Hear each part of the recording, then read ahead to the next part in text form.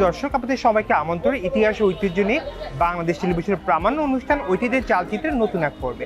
আর এই অনুষ্ঠানের পুরো সময়টা জুড়ে আপনাদের সাথে থাকছি আমি নোমান।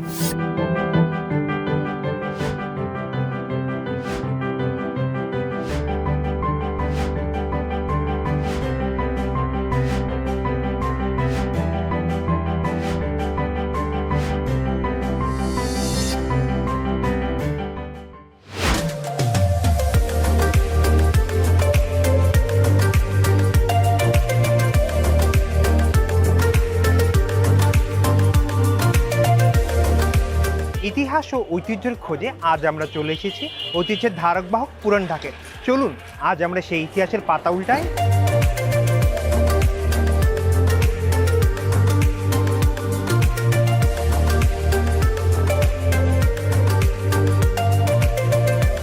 আজ আমরা কথা বলবো পুরান ঢাকার এক অনন্য রসনাতৃপ্ত খাবার বাকরখানি নিয়ে। এটি শুধু একটা রুটি নয়, ইতিহাসের পাতা এলাকা এক মিষ্টি এক কাহিনী।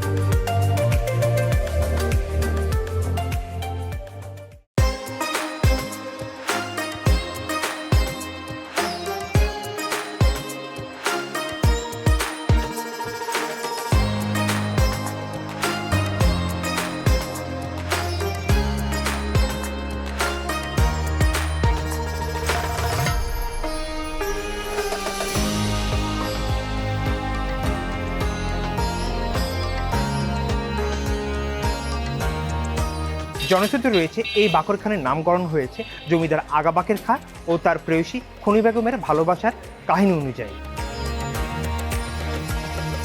এক মর্মান্তিক দুর্ঘটনায় খনি বেগম মারা গেলে আগা বাকের সবকিছু ত্যাগ করে তার প্রিয়তমার সমাধির কাছে থেকে যান।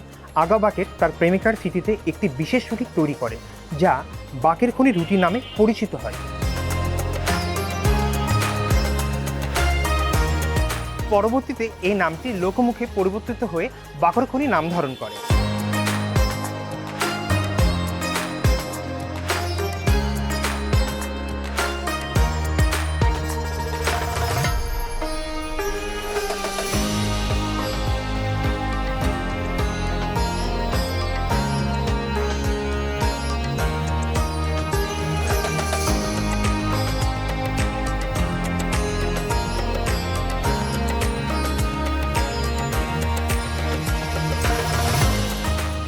আমি শুরু করছি প্রায় 28 বছর ধরে। এটা আমি ছোটোবেলা বড় ভাইরা করতো, তারা আমার নিয়ে আসছে, তখন আমি এই কাজ শুরু করলাম, আস্তে আস্তে আস্তে শুরু করলাম, এই শিখলাম।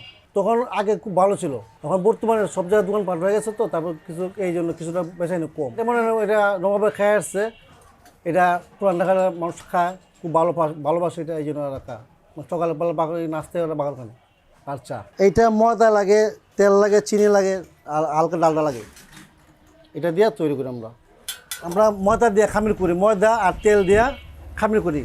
খামির করার পরে এটারে একটু বলো গোলা বানানোর পরে পিড়িতে চড়ানোর পরে এবারে তেল দিয়ে ময়দা দিই, দুবার করে দেওয়া হয়, প্রতিটা পরবর্তী দুবার করে দেওয়া হয়।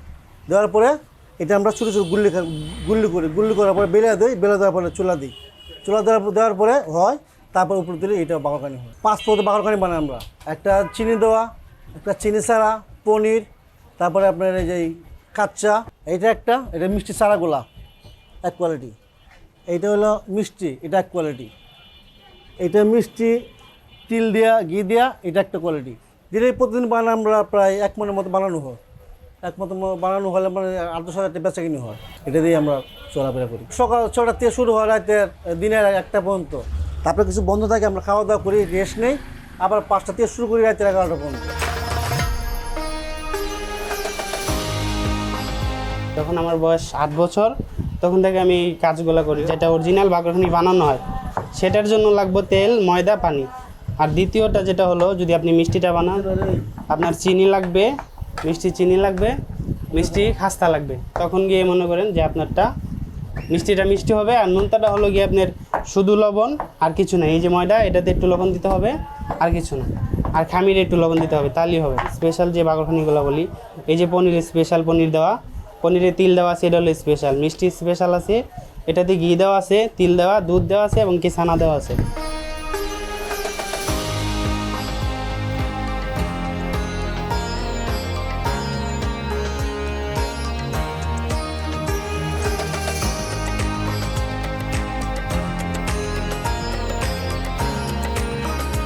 খাস্তা, মিষ্টি আর ঘ্রাণে ভরপুর এই খাবার পুরান ঢাকার আত্মার মতোই প্রাচীন।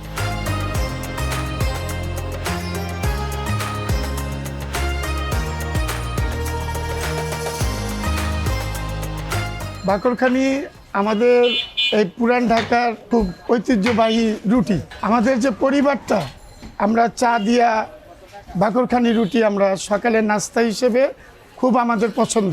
এখানে আমরা এই যে নোনতা বাকরখানি রুটি, নোনতা এটাই চা দিয়ে সবচেয়ে ভালো, এবং গরুর দুধ দিয়ে ভিজায় খেলে ওই মালাইয়ের মতো স্বাদ পাই আমরা। এই জন্য আমরা সকালে বাকরখানি রুটি, আমাদের পুরান ঢাকার যারা এলাকাবাসী সবাই এটা পছন্দীয় নাস্তা। আমাদের পরিবারে আমার মা, বাবা, ছেলে মেয়ে, ভাই বোন, আমরা সবাই এটা পছন্দের নাস্তা। এটা সকালবেলাও খাই, আবার বিকেলে মেহমান আসলে ওরা পুরান ঢাকার বাকরখানি রুটি অনেক পছন্দ করে। এগুলো যে কোনো সময় মানুষ বিকেলবেলা ওই কলেজ, ইউনিভার্সিটি এরা আসে, এসে এরা এগুলা খাওয়া দাওয়া করে। খুবই স্বাদের রুটি।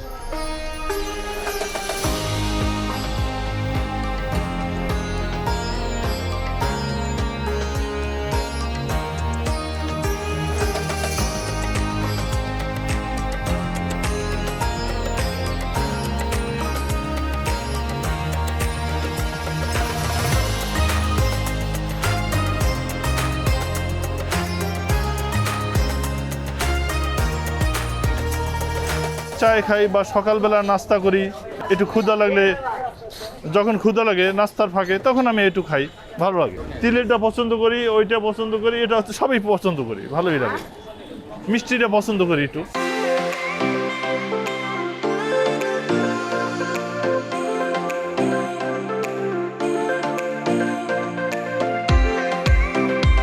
বাকরখানি শুধু একটা খাবার নয়, এটি একটা শিল্প। এর পেছনে লুকিয়ে আছে কারিগরদের ভালোবাসা ও বছর পর বছর ধরে চলে আসা অভিজ্ঞতা।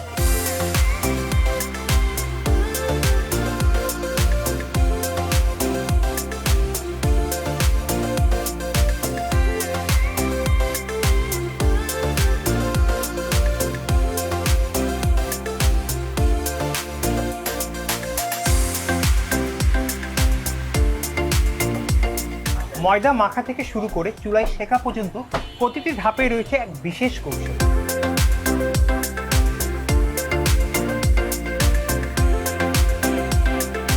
ঘি, ময়দা, চিনি, গোলাপ জল আর এলাচের সংমিশ্রণ, এটাই বাকরখানির সোনালী সূত্র। যত্ন করে মালাইয়ের মতো ময়দা মেখে ঘিয়ে ডুবে চুলায় সেঁকে তৈরি করা হয় এই ঐতিহ্যবাহী বাকরখানি বিস্কিট।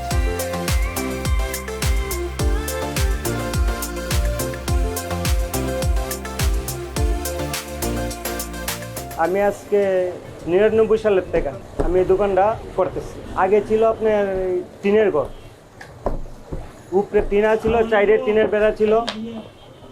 এখন করতে করতে ওই সময় আমি 2-3জন স্টাফ নিয়ে, কারিগর নিয়ে আমি দোকানটারে করছি।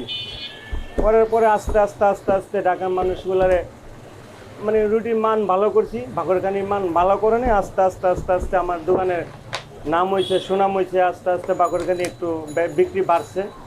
বাড়ার জন্য এখন আমি আবার এটার এই সাইড ওয়াল করে সুন্দর করে আবার প্রতিষ্ঠানটা আমি আবার শুরু করেছি, আবার আরও একটু উন্নত মানের করে।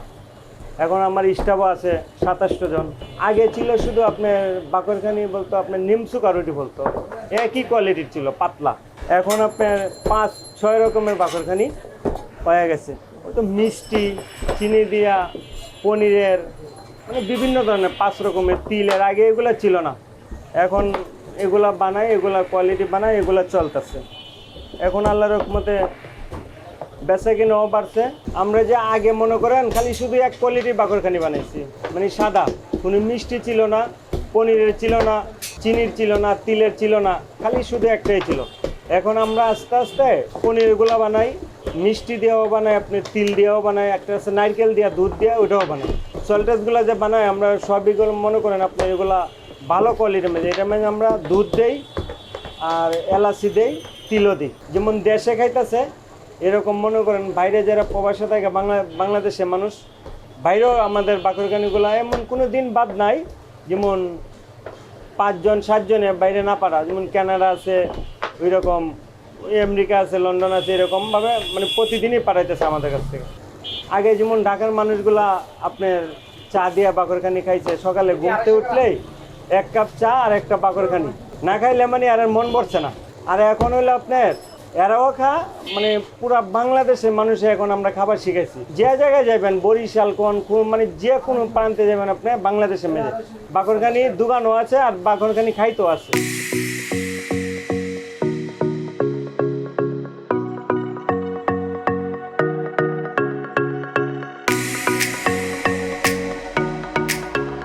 আমি এখানে রুটির জন্য আসছি, এখানে হাজারীবাগ থেকে। এখন আমরা চলে যাবো, এটা নিয়ে যাবো নারায়ণগঞ্জ। নারায়ণগঞ্জ থেকে এটা পাঠাবো লন্ডনে পাঠাবো। সকালে নাস্তার জন্য 4 রুটি খাওয়ার জন্য নেই প্রতিদিন। আমার জন্মস্থানে এখানে পুরান ঢাকায় আমাদের খাবার এইটা 4 রুটি, এটা প্রতিদিন সকালে লাগে এইটা।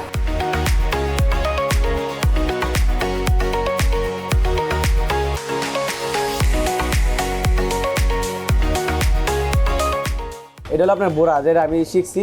বোড়া দিতে গেলে আপনার সর্বপ্রথম হলো আপনার লবণ, পানি এবং তেলের সংমিশ্রণটাকে খামির গোলাইতে হয়। সেই খামির গোলানোর পরে তারপর এতটুকু করে এই যে জিনিসটা বানাইতে হয়। এই জিনিসটা বানায় তারপর আমি যে পুরো প্রচেষ্টা আপনাদের দেখাইছি এরকমভাবে করতে হয়। করার পরে তারপর এই যে এরকম দিলে ওরা বেলা তারপর এখানে চুলায় কারিগরের কাছে দেয়। এটার দ্বারা তো সব কিছু হয়। খাস্তা যদি আপনার মিষ্টি লাগে তা মিষ্টি বোড়া আমি চিনি দিই, অথবা ঘির বোড়া লাগলে ঘি দিই। আর সর্বমূলত বিষয় হলো খাস্তা রুটিটাই, খাস্তা রুটির মধ্যে কাস্তে লাগে বেশি আর কি। পরিমাণ তো আমি করার পর থেকে আস্তে আস্তে এটা আমার হাতের মধ্যে অন্যরকম একটা আইসা পড়ছে। এটা আমার আর মাফা লাগে না, আমার হাত দিলে এগুলি বুঝতে পারি যে সেরকম হয়ে গেছে। প্রথম হলে আমি এটা আগে এরকমভাবে মেলাইতে হবে, এটা পুরাটা ছড়াইতে হবে। ছড়ানোর পর আমি তেল, ডালডা এবং ময়দার মাধ্যমে এটা একটু বড় করতে হইব। খাস্তা দিলে অনেক বড়, এটা বড় হওয়ার পরে আমি ডালডা লাগবো আর হলো তেল। তেলের পরে আপনি যে ময়দা দিতে হইব। ময়দা দেওয়ার পরে জিনিসটা তখন আপনার মোটামুটি তেল আর ময়দা মিক্স হয়ে এরকম অন্যরকম একটা ইয়ে আসবে। তারপর আবার আমার তেল ডালটা দিতে হবে। এটা যত দিব তত খাস্তে হবে, আবার পরিমাণ মতো দিতে হবে। যদি এর চেয়ে বেশি দিতে চাই সবগুলা ফাইটে একদম বাঙ্গি হয়ে যাবে, আর মানে রুটি বানানো যাবে না, ফাইটে নষ্ট হয়ে যাবে রুটিগুলা। মানে আমার পরিমাণ মতো দিতে, যতটুকু পরিমাণে দিলে আমি রুটিগুলা ভালো হবে অথবা সুন্দর করে বেলতে পারবো ওরা, এরকমভাবে দিতে হবে। এই যে এই জিনিসটা এটাকে খাস্তা বলে আর কি। এটা তেল, এলাচি এবং লবণের সংমিশ্রণের একটা খাস্তা হয়। এই জিনিসটা সবাই দেন, এটার মধ্যে অনেক খরচা পড়ে যায়। আমরা দিয়া পোষাইতে পারি বা আমাদের একটু সেল বেশি আল্লাহর রহমতের জন্য আমরা পোষাইতে পারি, এটা আমরা দিই। আমাদের বাগানে একটা ঐতিহ্য হবে, একটা নাম আছে আমাদের বাগানে, এই নামের জন্য আমরা এটা দিই। এটা দিলে আরও রুটিটা ভালো যেন মানুষে খায়, আরও নাম করতে পারে, দুর্নাম যেন করতে না পারে এরকম।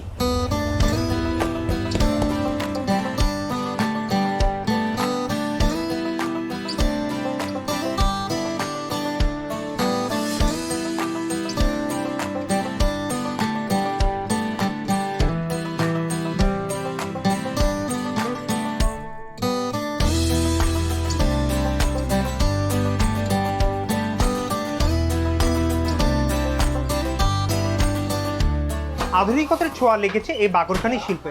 হাতে তৈরি বাকরখানি তৈরির পাশাপাশিও এখন আধুনিক মেশিনে তৈরি হচ্ছে এই সুস্বাদু বাকরখানি।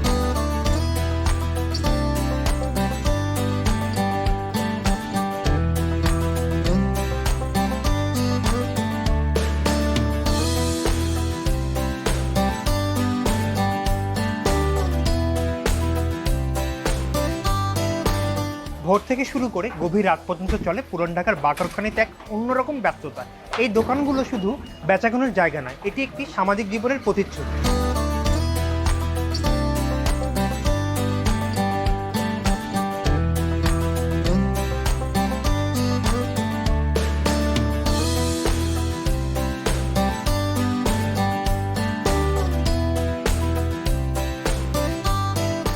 লাভের যে বিষয়টা ওটা আমরা একদম চিন্তা করি না। আমাদের শুরুর থেকে চিন্তা ভাবনা ছিল যে আমরা অনেক ভালো তৈরি করব। তো আশা করি ওই চিন্তা করাতে আমরা ভালো বানাতে পারতেছি। আর ভালো বানাইতে হলে আপনার খাস্তা খামির ভালো দিতে হয়, এই মাল মেডিসিন ভালো আনতে হয়, অনেক কিছু দিতে হয়। ভালো তৈরি করার ক্ষেত্রে অনেক ব্যাপার জানে না। তো আশা করি আমাদের ওই চেষ্টার ফলে আমরা জানি যে কী দিলে ভালো হয়। বাকরখানি আমাদের কোয়ালিটি হচ্ছে 5টা কোয়ালিটি। এই যেমন এই মিষ্টি যে স্পেশালটা, ওটার মধ্যে আমরা সাধারণত ছানা, ঘি, তিল দিয়ে থাকি। তো মিষ্টি স্পেশালের বিকল্প একটা নর্মালও হয়, যে কিনা আপনার শুধু চিনি দেওয়া। আমাদের এই নর্মালটা অত্যন্ত ভালো। এটা গেল মানে আমাদের মিষ্টি কোয়ালিটি 2টা। তার বিপরীতে আমরা এই নর্মাল যে বাগানেতে মানে যা দিই, তেল, ডালডা সাধারণত দিয়ে এগুলো খাস্তা তৈরি করি, খাস্তা। অতএব এটা অনেক সফট খাস্তা হয়। এগুলো চা দুধ দিয়ে খেতে অনেক ভালো, যার কারণে কাস্টমার বাগানের অনেক মানে পছন্দ করে এটা। এই হচ্ছে আমাদের প্লেন নর্মালটা। আর নর্মালি বিকল্পে যেটা আমরা বানাই স্পেশাল করে, এটা হচ্ছে যে আপনার এই ঘিয়েরটা আমরা ঘি দিয়ে পাতলা মসমসে করে বানাই, এটা অত্যন্ত ভালো। এটা শুকনা বাগানে বলা হয়। এই আমাদের আরেকটা স্পেশাল কোয়ালিটি আছে, এটা আবার সবার জনপ্রিয় না, তবে ঢাকায়রা এটাকে চিনবে ভালো, তারা এটা খেয়ে অভ্যস্ত। এটা হচ্ছে আপনার পনিরের বাগানে। অতীতে তো আমরা ওই যে চুলাতে তৈরি করছি, যারা আগে একটা অপশন ছিল যে চুলার যে ব্যাপারটা, যারা পারছি মানে তারাও চুলা দিয়ে করছি, যারা না পারছি তারাও চুলা দিয়ে করছি। তো এখন মেশিন, আধুনিক প্রযুক্তিতে মেশিন বেরিয়েছে। তো মেশিন বেরোতে কোনো ফ্যাক্ট না, মেন হচ্ছে আপনার খামির কাজটা। আপনার খামির মানে এই যে কাজটা এখানে হচ্ছে মেন, ভালো খারাপ এখান থেকে যায়। খাস্তা খামির যদি ভালো না করেন, ওই চুলায় বলেন ওভেন বলেন ভালো করতে পারবে না। এটা হচ্ছে লাকড়ির চুলা, এটা হচ্ছে গ্যাস দিয়ে অবস্থিত। তো আগুনের তাপ দিবে, স্বাদ দিতে হয়। পরিবেশ তো অনেক ভালো রাখা যায়। দ্বিতীয়ত হচ্ছে আপনার এগুলো একসাথে দিলে অনেকগুলো রুটি তৈরি হয়ে আসে। আর ওভেনে যে ব্যাপারটা, এগুলো একসাথে দিলে একই কালার, একই খাস্তা, নরম শক্ত হয় না, কাঁচা ভিজার হয় না, মানে একভাবে বানানো যায়। আপনি মন ইচ্ছে মতো বানাতে পারতেছেন। চুলাতে যে কাজ করতাম না, এটা একটা ঝামেলার একটা কাজ ছিল, অনেক ঝামেলা। কাস্টমার দেখেও আমাদেরকে অনেক বিরক্ত বোধ করতো, অনেক গরম থাকতো, ওই চুলার কারণে অনেক গরমের তাপ, কাস্টমার দেখেও বিরক্ত বোধ করতো। তো আশা করি এই মেশিন বের হওয়াতে আমরা অনেক মানে শাস্তি পাইছি, অনেক ভালো মনে করতেছি। আর সব কিছু এভরিথিং অনেক ভালো, কাস্টমারকে দিতে পারতেছি ভালো পরিবেশ দিতে পারতেছি, ভালো কোয়ালিটি দিতে পারতেছি। তো এটাকে আমরা বেলে এটাকে অনেক বড় করবো। এটাকে দেখেন, এটাকে অনেক বড় করে ফেলছি। তারপরে ঘি দেব, তারপর ডালডা, হালকা তেল, তারপরে আমরা যে ঘি দিতেছি, তারপরে ডালডার তেল, তারপরে এই যে ময়দা, আবারও ঘি দিতেছি। প্রথমে 2 পাল্টা দিতে হয়, তারপরে আবারও 2 পাল্টা দিতে হয়। পরিমাণটা এটা আমার আইডিয়া মতো আমি দিই, যতটুকু লাগে ততটুকু দিই আমি।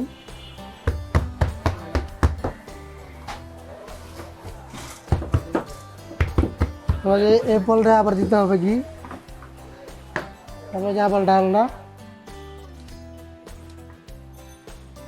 আপনার যে পাতলা গেব আছে যেটা, এটা আমরা বানাচ্ছি এখন, মানে কামিরটা মেলা, তারপর এটাতে সব কিছু যাবতীয় সব কিছু দিতে হয়। কামিরটা মেলা, তারপরে এটার ভিতরে তেল, ময়দা, ঘি সব কিছু দিতে হয়। তারপরে এটারে উঠানোর পরে কাইটা বেলতে হবে, তারপরে বাগরখানি হয়।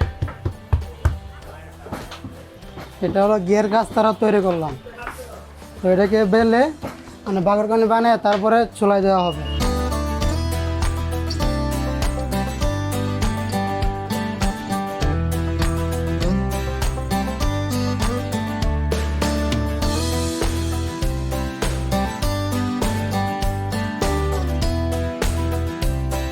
বাকরখানি শুধু একটি খাবার নয়, এটি পারিবারিক ঐতিহ্য ও মূল্যবোধের প্রতীক। এখনো অনেক পরিবার আছে যারা পুনঃক্রমে এ ব্যবসা এখনো করে আসছে। বাকরখানি পুরান ঢাকার অনেক ঐতিহ্যবাহী একটা খাবার। আমরা প্রায় সময় বাকরখানি খাই। বাকরখানি অনেক ধরনের হয়, নুনতা, কোনোটা চিনি দেওয়া, মিষ্টি, পনির দেওয়া। আমরা এটা 5টা কোয়ালিটির বাকরখানি হয়। প্রায় সময় আমরা বাড়িতে নিয়ে যাই। এটা অনেক ঐতিহ্যবাহী খাবার। আবার বন্ধুবান্ধব আসলে, আত্মীয় স্বজন আসলে আমরা এটা নিয়ে তাদেরকে খাওয়াই। পুরান ঢাকার যে ঐতিহ্যবাহী খাবার, এটা আমি অনেক দিন আগে থেকেই জানি, ঠিক আছে? কারণ আমাদের পারিবারিক ব্যবসা ঢাকাতে ছিল, তখন ছোটোবেলায় আসতাম, তখন শুনতাম যে বাকরখানি পুরান ঢাকার মানুষরা অনেক মজা করে খায়, ওইটা অনেক ফেমাস তাদের কাছে। আমাদের কাছেও ভালো লাগে বাকরখানি। বাকরখানি অনেক ঐতিহ্যবাহী খাবার। এই খাবারটা যেন তার ঐতিহ্য ধরে রাখতে পারে, ওইটাই আমরা চাই।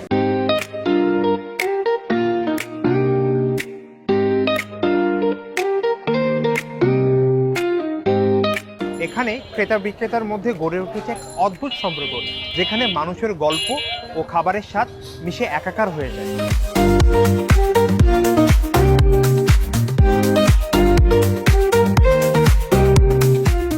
ঈদ হোক বা বিয়ে, পুরান ঢাকায় প্রতিটি আনন্দঘন মুহূর্তে থাকে এই বাকরখানি।